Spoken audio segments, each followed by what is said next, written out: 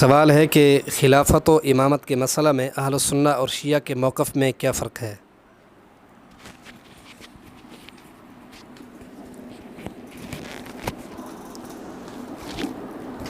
الحمدللہ رب العالمین والعاقبۃ للمتقین والصلاة والسلام علی سید المرسلین وبعد۔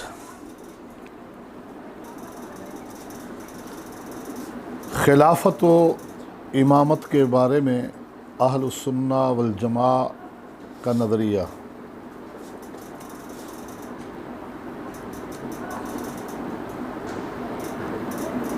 پہلی بات یہ ہے کہ اللہ رب العالمین نے قرآن مجید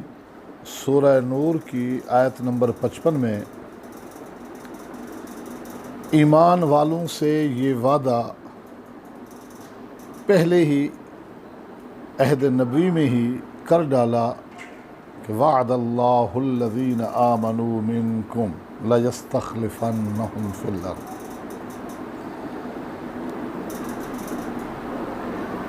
جس آیت کو آیت استخلاف کے نام سے یاد کیا جاتا ہے کہ ایمان والو، تمہارے رب کا تم سے وعدہ ہے کہ وہ تمہیں زمین پر خلافت عطا فرمائیں گے۔ تو مسئلہ خلافت اس اعتبار سے برحق ہے، اور اللہ نے اپنے وعدے کے مطابق اہل ایمان کو خلافت عطا فرمائی بھی، اور مسلمانوں ہی کی غلطیوں کی وجہ سے اگر آج اس نعمت سے مسلمان محروم ہیں تو ہمارا ایمان ہے کہ پھر اللہ رب العالمین اہل ایمان کو اس نعمت سے نوازیں گے بھی۔ اس آیت کریمہ میں مخاطبین اولین صحابہ کرام ہی کی جماعت ہے۔ اگر اس آیت کو غور سے پڑھیں تو بہت سارے نکات اس طرح واضح ہوتے ہیں کہ بیشتر مسائل کا حل صحابہ کے لیے ایمان کی بشارت، وعد اللہ الذین آمنوا، خلافت کا برحق ہونا، اور آگے ان کے صحیح العمل ہونے کی تصدیق، صحیح العقیدہ ہونے کی تصدیق، یہ سب کچھ آیت استخلاف کے اندر موجود ہے۔ یہ دوسری تفصیلات ہیں، ان میں جائے بغیر سوال کے مطابق مختصراً جواب یہ ہے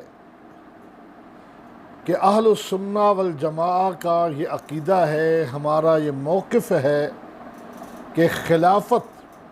کسی فرد واحد یا کسی خاندان کی میراث نہیں، خلیفے کا انتخاب امت مسلمہ کی ذمہ داری ہوتی ہے۔ اور جس طرح بحمد اللہ تعالی اس کا ثبوت قرون اولیٰ کے اندر موجود ہے، گو سیدنا ابو بکر صدیق رضی اللہ تعالی عنہ کی خلافت کے واضح بین اشارے اللہ کے نبی صلی اللہ علیہ وسلم کی زبان مبارک سے امت کے سامنے آ چکے تھے، لیکن نام لے کر آپ نے خلیفہ نامزد نہیں کیا تھا۔ انہی دلائل کے پیش نظر امت نے سیدنا ابو بکر صدیق رضی اللہ تعالی عنہ کی خلافت کا انتخاب کیا۔ دلائل بہت سارے ہیں، ان میں سے آپ کا اپنی زندگی کے آخری ایام میں اپنے مصلی امامت پر ابو بکر صدیق کو کھڑا کرنا، اور اتنی تاکیدات کے ساتھ کہ امہات المؤمنین کو ڈانٹ بھی سننی پڑی اللہ کے نبی صلی اللہ علیہ وسلم سے، کہ جب آپ فرما رہے تھے مروا ابا بکر فلیصلی بالناس، ابو بکر سے کہو لوگوں کو نماز پڑھا دیں، اور ام المؤمنین سید عائشہ فرما رہی تھیں کہ وہ کمزور دل، آج جب آپ کے مصلی پہ کھڑے ہوں گے اور یہ تصور باندھیں گے کہ بیماری کی وجہ سے اللہ کے نبی نہیں آ سکے، اتنا روئیں گے کہ تکبیر و تسمیع لوگوں کو سنا نہیں سکیں گے۔ آپ عمر سے کہہ دیں، آپ فرما رہے تھے مرو ابا بکر فلیصلی بالناس، کیونکہ آپ کا مقصد تو آج کچھ اور تھا۔ جو زندگی کی آخری صبح میں اللہ کے نبی نے پھر مزید اس کو عیاں کیا کہ جب لوگ سیدنا ابو بکر صدیق کی امامت اور اقتداء میں متفق کھڑے اللہ اکبر کہہ کر نماز میں جا چکے ہیں، شامل ہو چکے ہیں، اور کائنات کے اس امام محمد الرسول اللہ صلی اللہ علیہ وسلم نے حجرہ عائشہ کی کھڑکی کھولی، پردہ ہٹایا اور امت کو ابو بکر کے پیچھے متفق کھڑا ہوا دیکھا، یہ نورانی چہرہ، اور جب اس پہ تبسم آیا ہوگا کیا حال ہوگا۔ اور صحابہ کرام جو کچھ دنوں سے اللہ کے نبی کی بیماری کی وجہ سے آپ کی زیارت سے محروم تھے، وہ تو فرماتے ہیں کہ مارے خوشی کے ہمیں تو یوں لگ رہا تھا کہ نمازیں توڑ بیٹھیں گے۔ آپ نے پردہ ڈالا، پیچھے چلے گئے، آپ کا تبسم فرمانا یہ خوشی کا اظہار تھا کہ بحمداللہ اپنی زندگی میں اپنی آنکھوں سے ابو بکر کی اقتداء میں لوگوں کو کھڑا ہوا دیکھ کے جا رہا ہوں۔ اور بھی جیسے بخاری اور مسلم میں ہے، سیدہ عائشہ رضی اللہ عنہ فرماتی ہیں کہ نبی علیہ السلام مجھے فرماتے ہیں، عائشہ ایک دن ارادہ کر لیا تھا کہ آپ سے کہوں جا اپنے باپ ابو بکر کو بلا، بھائی عبد الرحمن کو لے آ اور میں لکھ دوں کچھ۔ پھر یہ سوچ کر یہ ارادہ ترک کر دیا کہ ابو بکر کے ہوتے ہوئے اللہ بھی کسی اور کو قبول نہیں کرے گا اور نہ ہی ایمان والے کسی اور کو قبول کریں گے۔ واضح اشارے ہیں۔ وہ واقعہ بڑا معروف ہے کہ جو کچھ مطالبہ لے کر ایک خاتون اللہ کے پیغمبر کے پاس آئیں، نبی علیہ السلام نے فرمایا کہ اس وقت تو بیت المال خالی ہے، آئندہ سال آنا۔ اور وہ خاتون کہنے لگی اگر میں آؤں اور آپ کو نہ پاؤں، یعنی گویا کہ آپ کی موت کی طرف اشارہ کر رہی تھی، تو آپ نے فرمایا تو آئے فلم تجدینی، اور تو مجھے نہ پائے تو فاتی ابا بکر، ابو بکر کے پاس ہو۔ تو بہرحال ان واضح اور بین اشارات کی موجودگی میں امت نے ابو بکر کا انتخاب کیا۔ یہاں ایک اس فریق کا بھی رد کر دوں کہ جو جمہوری نظام کے رواج دینے کی خاطر وہ اس طرح کی باتوں کو معروف کرنے کی کوشش کرتے ہیں کہ ایک جمع غفیر نے، پوری جماعت نے مل کر انتخاب کیا۔ نہیں، جب سیدنا ابو بکر کا انتخاب ہوا اس وقت چند مہاجرین اور چند انصار کے سوا اور زیادہ لوگ نہ تھے۔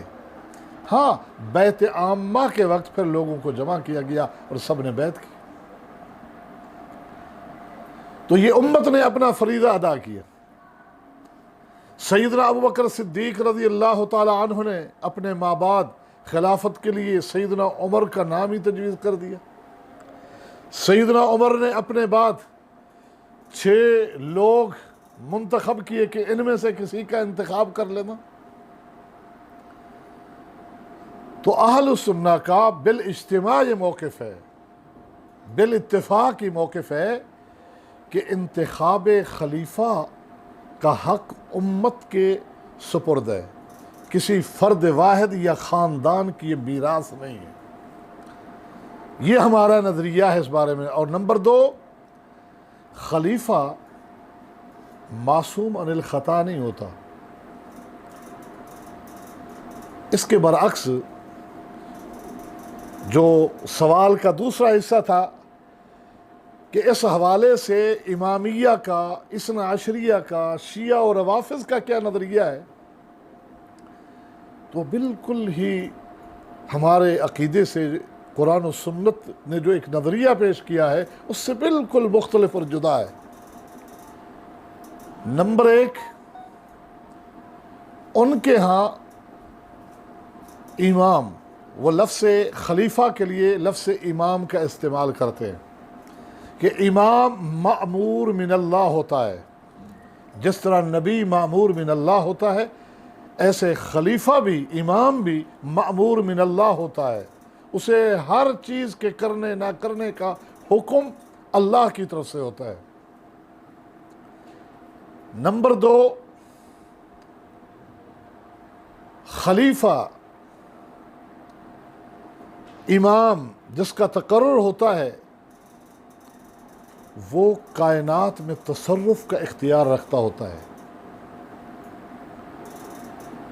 وہ عالم ما کان و ما یکون، یعنی عالم الغیب ہوتا ہے، جیسے اصول کافی کے اندر صراحتیں موجود ہیں۔ کچھ ان کے فرق اس کا رد کرتے ہوئے نظر بھی آتے ہیں، لیکن عمومی ان کا عقیدہ اور نظریے میں یہ بات شامل ہے۔ امام معصوم عن الخطا ہوتا ہے، نبی کی طرح، جس طرح ہمارا عقیدہ اور نظریہ انبیاء کے بارے میں ہے کہ انبیاء معصوم عن الخطا ہیں، ان کے ہاں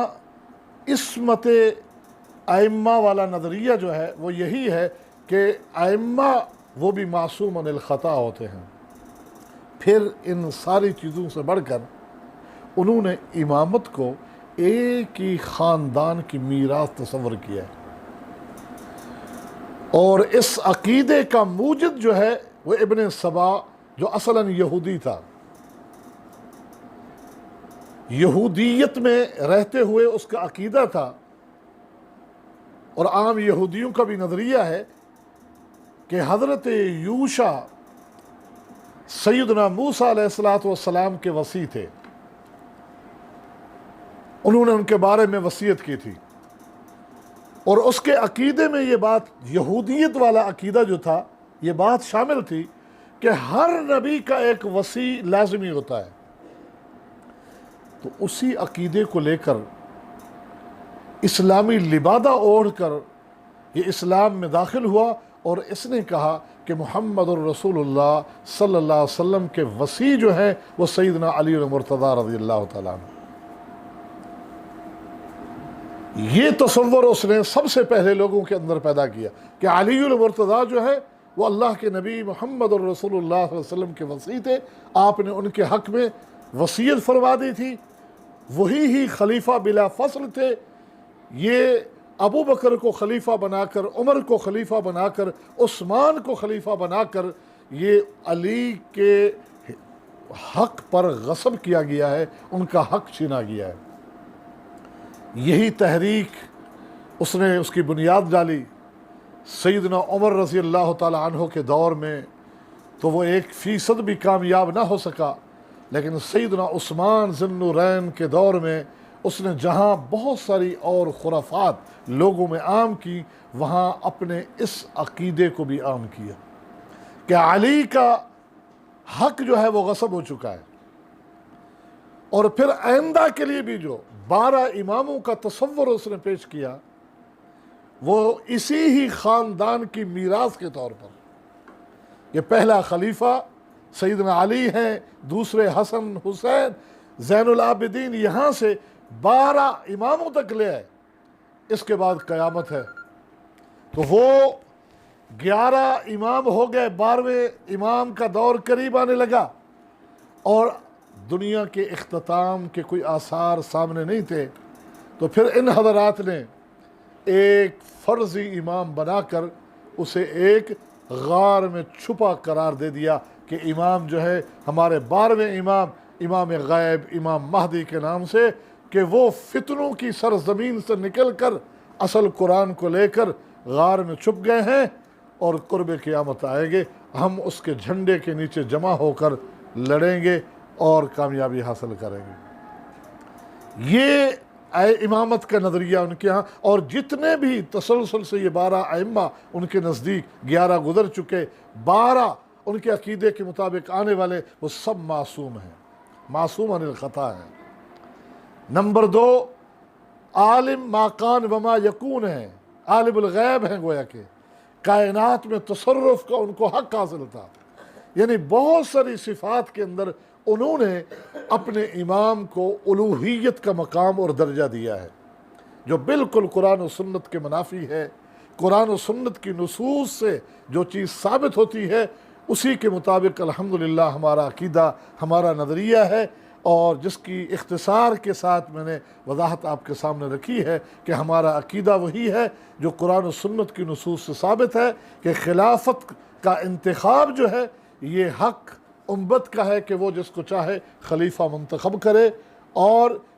خلیفہ نہ ہی معصوم عن الخطا ہوتا ہے، خطائیں بھی، غلطیاں بھی